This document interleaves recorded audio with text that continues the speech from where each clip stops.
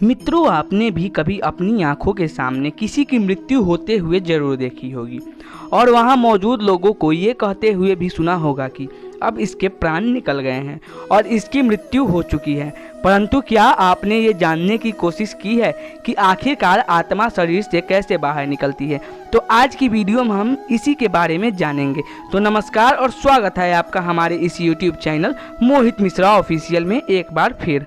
मित्रों, जैसा कि आप सभी जानते ही हैं कि मृत्यु मनुष्य के जीवन का वो कड़वा सत्य है जिसे बड़े से बड़ा ज्ञानी भी स्वीकार नहीं करना चाहता है, जबकि वो जानता है कि एक न एक दिन सभी की मृत्यु होना निश्चित है।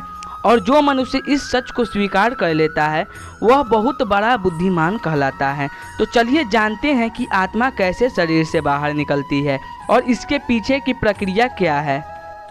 गरुड़ पुराण के 9वें अध्याय में वर्णित कथा के अनुसार मनुष्य के मुख, दोनों नेत्र, दोनों नासिका रंध्र तथा दोनों कान, ये 7 ऐसे छिद्र अर्थात द्वार बताए गए हैं जिसमें से किसी एक द्वार से आत्मा निकलती है।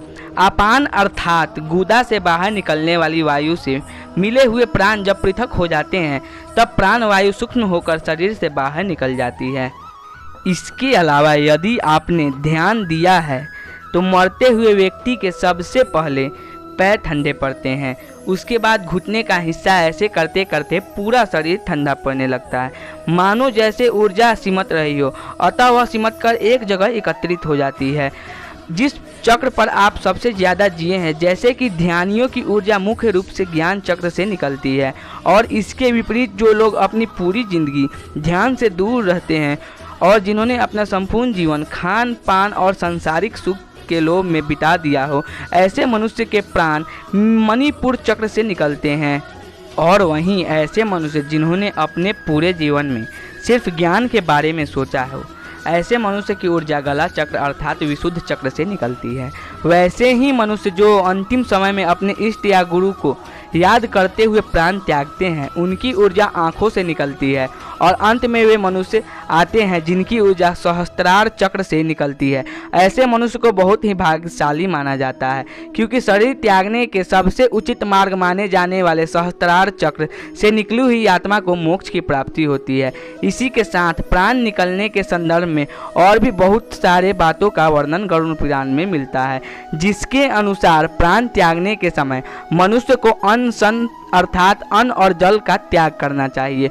और प्राण के गले तक आने पर जो मनुष्य मैंने संन्यास ले लिया है ऐसा बोलता है, वह मृत्यु के बाद विष्णु लोक को प्राप्त हो जाता है और ऐसे मनुष्य का जन्म दोबारा इस धरती पर नहीं होता। जो व्यक्ति मृत्यु से पूर्व कथित सभी कार्यों को कर लेता है, मृत्यु के समय उस व्यक्ति के प्राण ऊपर के छिद्रों से सुखपूर्वक निकलते हैं। तथा योगियों के संदर्भ में गरुड़ पुराण में बताया गया है कि योगियों के प्राण तारु रंध्र से निकलते हैं। तो मित्रों, आज की वीडियो में हमने जाना कि आत्मा किस रास्ते से शरीर से निकलती है। तो आशा करता हूं कि आपको आज की ये प्रस्तुति अच्छी लगी हो। अगर आपको ये प्रस्तुति अच्छी लगी तो वीडियो को लाइक करें, चैनल को सब्सक्राइब करें और बेल आइकन अवश्य दबा दें, क्योंकि आने वाले वीडियो का नोटिफिकेशन आपको पहले ही प्राप्त हो जाए।